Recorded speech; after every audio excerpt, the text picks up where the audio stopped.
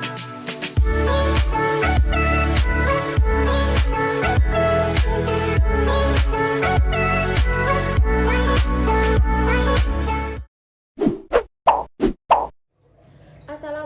warahmatullahi wabarakatuh.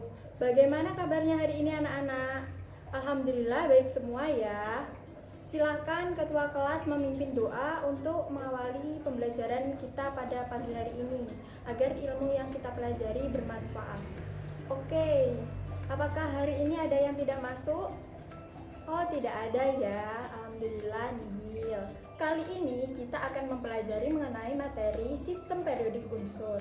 Nah, apakah kalian tahu unsur-unsur di alam ini itu jumlahnya sangat banyak dan melimpah? Untuk mempelajari unsur-unsur yang jumlahnya sangat banyak itu, pastinya kalian akan kesulitan, bukan?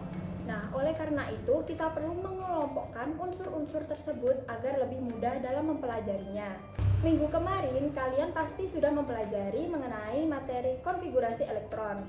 Lalu apa sih hubungan dari konfigurasi elektron dengan sistem periodik unsur? Hubungan konfigurasi elektron dengan sistem periodik unsur adalah apa ya kira-kira? Siapa yang tahu? Oke. Letak unsur dalam sistem periodik unsur dapat ditentukan itu berdasarkan konfigurasi elektronnya, ataupun sebaliknya. Konfigurasi elektron dapat ditentukan dalam sistem periodik unsur. Nah, oke, selanjutnya saya akan menjelaskan mengenai tujuan pembelajaran yang akan kita capai pada pembelajaran kali ini.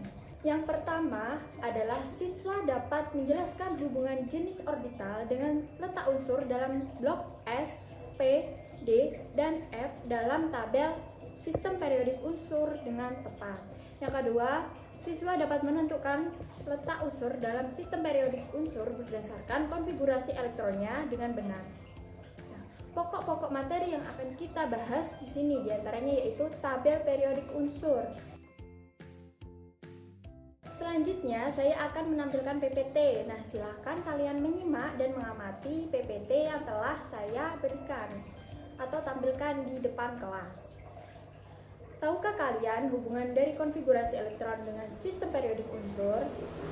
Hubungan antara letak unsur dalam tabel sistem periodik unsur dapat ditentukan berdasarkan konfigurasi elektronnya. Nah, bagaimana caranya? Berikut akan kita pelajari bagaimana cara menentukan letak unsur dalam sistem periodik unsur dengan menggunakan konfigurasi elektron. Berdasarkan jenis orbital yang ditempati elektron terakhir, unsur-unsur dalam sistem periodik unsur itu dibagi atas 4 blok, yaitu S, P, D, dan F. Yang pertama adalah blok S atau golongan 1A dan 2A. Unsur blok S ini itu tergolong dalam logam aktif kecuali unsur H karena unsur H adalah non-logam dan He adalah gas mulia. Unsur blok S adalah unsur yang konfigurasi elektronnya itu berakhir pada subkulit S. Kemudian yang kedua adalah blok P. Golongan yang termasuk ke dalam blok P adalah golongan 3A sampai dengan golongan 8A. Unsur blok P itu disebut unsur-unsur yang representatif karena terdapat semua jenis unsur, yakni logam, non-logam, dan metaloid. Unsur blok P adalah unsur yang konfigurasi elektronnya itu berakhir pada subkulit P. Yang ketiga adalah blok D. Unsur yang tergolong dalam blok D adalah unsur golongan 1B sampai dengan 8B. Unsur-unsur blok D disebut unsur transisi, semuanya tergolong logam. Nah, unsur blok D ini adalah unsur yang konfigurasi elektronnya berakhir pada subkulit D. Kemudian yang keempat adalah blok F. Unsur yang termasuk ke dalam blok F adalah golongan 3B atau lantanida dan aktinida. Nah, unsur-unsur blok F disebut unsur transisi dalam. Unsur blok F adalah unsur yang konfigurasi elektronnya berakhir pada subkulit F.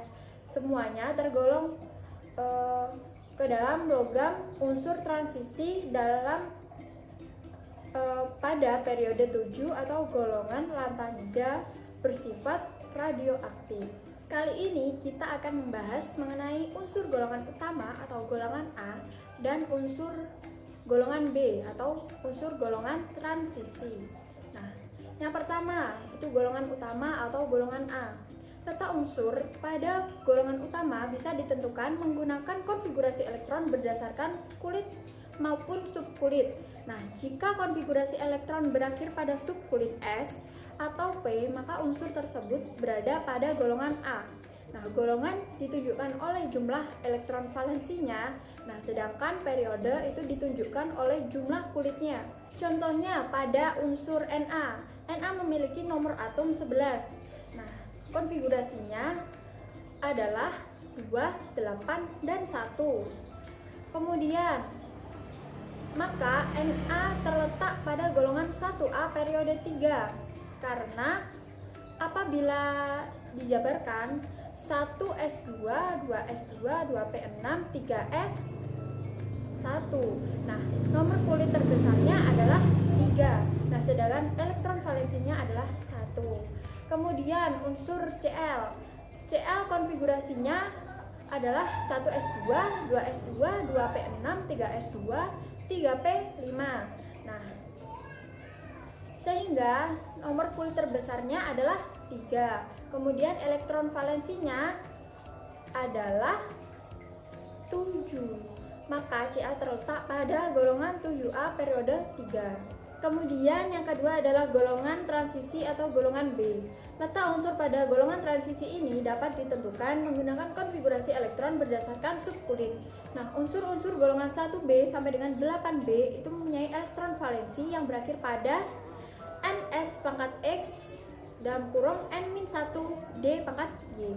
Nah, jika X plus Y sama dengan 3 itu menentukan bahwa letak unsur itu berada pada golongan 3B periode M. X plus Y sama dengan 3 adalah golongan 3B periode N. Kemudian X plus Y sama dengan 4 golongan 4B periode N dan seterusnya. Nah, contohnya adalah pada unsur Fe yang memiliki nomor atom 26. Jadi konfigurasi elektronnya adalah 1S2, 2S2, 2P6, 3S2, 3B6, 4S2, 3D6.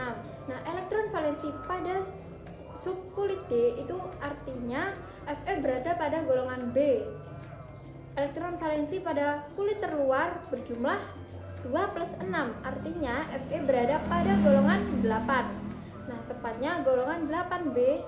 Elektron valensi terdapat pada kulit terluar dengan nilai N sama dengan 4, artinya Fe berada pada periode keempat. Kemudian contoh lain adalah Cu. Cu mempunyai nomor atom 29. Jadi konfigurasi elektronnya adalah 1S2, 2S2, 2P6, 3S2, 3P6, 4S1, 3D10. Kenapa kok enggak 4S2, 3D9? Karena Cu ini kan yang terakhir berada di subkulit D. Orbital D itu cenderung lebih stabil dalam keadaan penuh. Elektron valensi berada pada subkulit D artinya Cu itu berada pada golongan B. Nah, elektron valensi pada kulit terluar berjumlah 11 artinya Cu berada pada golongan 1, tepatnya golongan 1B.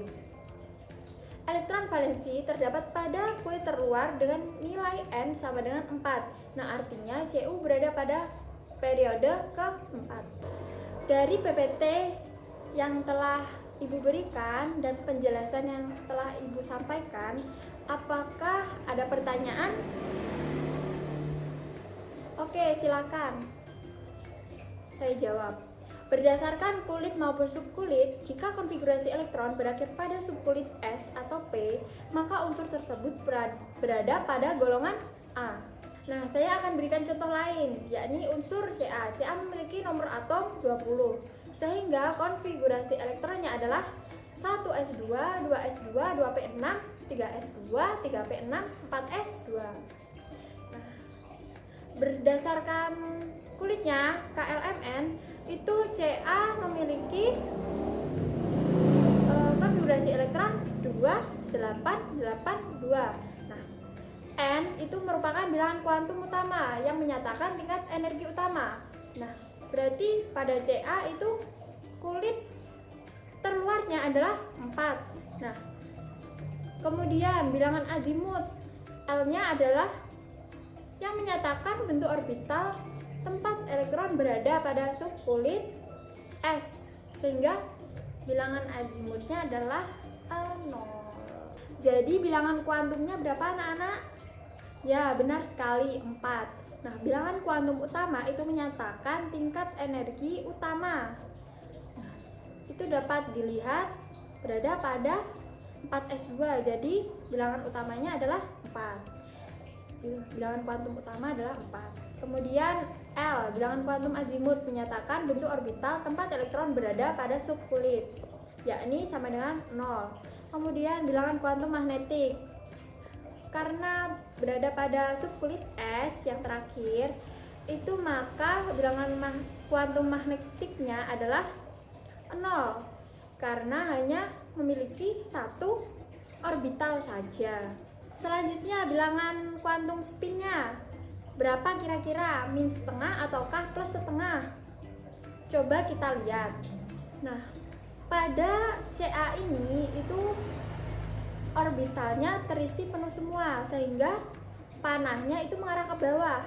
Nah, sehingga bilangan kuantum spinnya atau nilai S-nya itu adalah, ya benar sekali, min setengah. Letak suatu unsur pada golongan utama itu bisa ditentukan menggunakan konfigurasi elektron berdasarkan kulit maupun subkulit.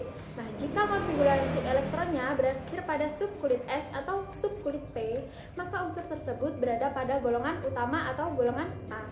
Nah, golongan ditunjukkan oleh jumlah elektron valensinya, sedangkan periode ditunjukkan oleh jumlah kulit. Nah, karena konfigurasi elektron Ca berakhir di S, maka Ca merupakan golongan A. Nah, sedangkan elektron valensi dari Ca adalah 2 dan jumlah kulit yang terakhir adalah 4. Jadi letak Ca dalam tabel periodik unsur adalah golongan 2A periode ke-4. Oke, selanjutnya saya akan membagi kalian dalam beberapa kelompok. Nah, satu kelompok terdiri dari 5 anak. Urut dia sesuai dengan nomor absen. Kelompok 1 berada di sana, kelompok 2 di sana, kelompok 3 di sana, kelompok 4, kelompok 5, kelompok 6, dan kelompok 7. Nah, silakan kalian berkumpul menurut kelompoknya masing-masing, berdiskusi, mengumpulkan sebanyak-banyaknya informasi mengenai tabel periodik unsur, yakni hubungan jenis orbital dengan letak unsur dalam blok S, P, D, dan F dalam sistem periodik unsur, dan menentukan letak unsur dalam sistem periodik unsur berdasarkan konfigurasi elektronnya. Nah, saya beri waktu 10 menit. Oke, waktunya telah habis untuk berdiskusi. Silakan kalian secara berkelompok untuk mengolah data dan informasi yang telah diperoleh secara berdiskusi mengenai tabel periodik unsur, yakni hubungan jenis orbital dengan letak unsur dalam blok S, P, D, dan F, dan menentukan letak unsur dalam sistem periodik unsur berdasarkan konfigurasi elektronnya. Nah, saya akan beri waktu 5 menit. Baik, waktunya sudah habis anak-anak.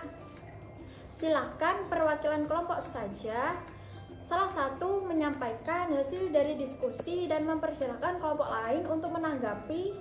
Silakan kelompok 5 untuk maju ke depan menyampaikan hasil diskusinya. Oke, terima kasih kelompok 5. Beri tepuk tangan untuk kelompok 5. Nah, silakan apakah ada yang ingin bertanya? Silakan yang ingin bertanya mengenai apa yang telah disampaikan oleh kelompok 5. Ada atau tidak? Baik, karena tidak ada yang bertanya, silakan kalian bersama-sama dengan kelompok kalian masing-masing itu menyimpulkan mengenai materi yang telah kita pelajari pada pertemuan kali ini. Silakan siapa yang ingin bertanya mengenai materi yang telah kita bahas pada hari ini? Belum ada ternyata, alhamdulillah ya, berarti paham semua. Nah, saya akan mengulas sedikit yang perlu ditekankan pada materi kali ini. Yang pertama adalah hubungan antara jenis orbital dengan letak unsur dalam blok S, P, D, dan F. Itu adalah untuk menentukan golongan dari suatu unsur. Nah, kemudian hubungannya adalah letak suatu unsur dengan tabel sistem periodik unsur dapat ditentukan berdasarkan konfigurasi elektronnya. Kemudian letak suatu unsur pada golongan utama itu bisa ditentukan menggunakan konfigurasi elektron berdasarkan kulit maupun subkulit. Nah, jika konfigurasi elektron berakhir pada subkulit S ataupun P, maka unsur tersebut berada pada golongan A. Kemudian letak unsur pada golongan transisi atau golongan B dapat ditentukan menggunakan konfigurasi elektron berdasarkan subkulit. Nah, unsur-unsur golongan 1B sampai dengan 8B itu mempunyai elektron valensi yang berakhir pada subkulit G. Jadi, kesimpulan pembelajaran kali ini adalah apa, anak-anak? Ya, benar sekali. Letak suatu unsur dalam tabel sistem periodik unsur dapat ditentukan berdasarkan konfigurasi elektronnya. Sehingga kita harus paham ya, bagaimana caranya menuliskan konfigurasi elektron. Nah, seperti yang telah kita pelajari pada pertemuan minggu lalu. Bagaimana anak-anak? Apakah pembelajaran kali ini itu sulit ataukah mudah? Dan apakah kalian bisa memahaminya? Alhamdulillah bisa semua ya. Yang belum bisa nanti bisa bertanya kepada ibu di luar jam pelajaran atau bertanya kepada temannya yang sudah paham. Pertemuan yang akan datang kita akan membahas soal mengenai materi yang telah kita pelajari pada hari ini. Nah, ibu punya 10 soal, nanti kalian kerjakan di rumah. Besok pertemuan selanjutnya atau minggu depan kita akan bahas. Nah, silakan kalian kerjakan soal yang ada di buku juga mengenai sistem periodik unsur untuk menambah pemahaman kalian. Nah, tetap semangat belajar ya anak-anak, tetap jaga kesehatan juga. Karena waktunya telah habis, silahkan ketua kelas memimpin doa untuk menutup pembelajaran kita pada hari ini. Amin. Alhamdulillah, saya akhiri. Wassalamualaikum warahmatullahi wabarakatuh.